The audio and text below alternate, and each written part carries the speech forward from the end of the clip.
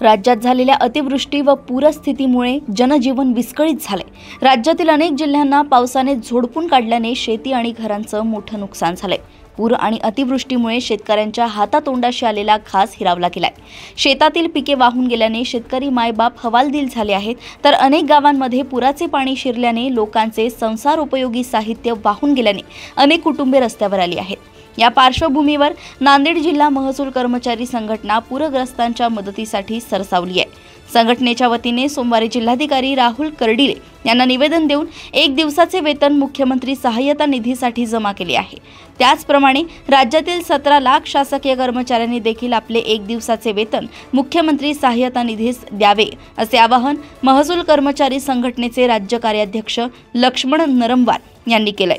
त्यांच्याशी संवाद साधलाय आमचे प्रतिनिधी पवन जगदंबार यांनी। राज्यात अतिवृष्टीमुळे शेतकऱ्यांचं अतोनात नुकसान झालंय। अनेकांचे जे आहेत शेती खरडून गेले आहे। पूर परिस्थितीमुळे अनेकांचे संसार उघड्यावर आले आहेत। या पार्श्वभूमीवर महसूल कर्मचारी संघटनेने 1 दिवसाचा पगार जे आहे पूरग्रस्त नागरिकांना देण्याचं आवाहन केलं। आपल्यासोबत महसूल कर्मचारी संघटनेचे राज्य कार्याध्यक्ष लक्ष्मण नरमवार आहे। सर, आपण काय सांगितलेलं आहे? मोठ्या प्रमाणात शेतकऱ्यांचं नुकसान झालं आणि या पार्श्वभूमीवर महसूल कर्मचारी संघटना जी आहे शेतकऱ्यांच्या मदतीसाठी सरसावलेली आहे। हो, हे नक्कीच आहे।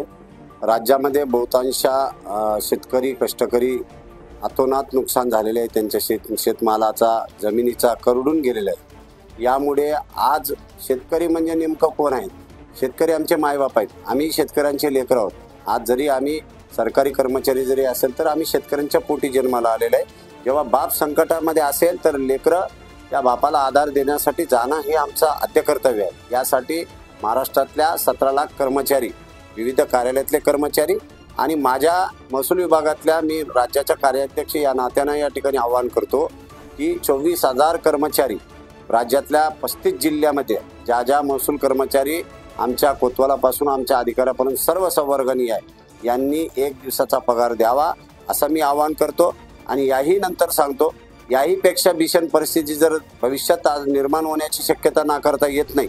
भविष्यकाळात आमची असं प्रार्थना आहे की देवाला शेतकरी सावरावं आणि शेतकऱ्यांचा चांगला अजून उन्नती वाढावा आणि उत्पन्नामध्ये थोडाफार काय असणं त्यांच्या हातात भेटावा। परंतु शेवटी नियतापुढे निसर्गापुढे आपलं काही चालत नाही। आणि याहीपेक्षा बिकट जर परिस्थिती निर्माण झाला तर आम्ही 2 दिवसाचाही पगार आम्ही त्यांना देण्यासाठी मी आवाहन करेन। आणि मी म्हणेन, कारण शेतकरी सुखी असेल तर आम्ही तुम्ही सर्व सुखी आहोत।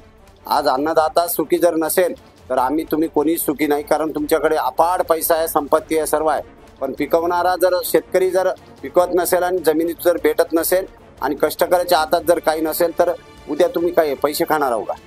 आणि म्हणून तो व्यक्ती शेतकरी सर्वात या देशातला एक फार मोठा घटक आहे आणि त्या घटकांना आपण सन्मानपूर्वक मदत करायला पाहिजे।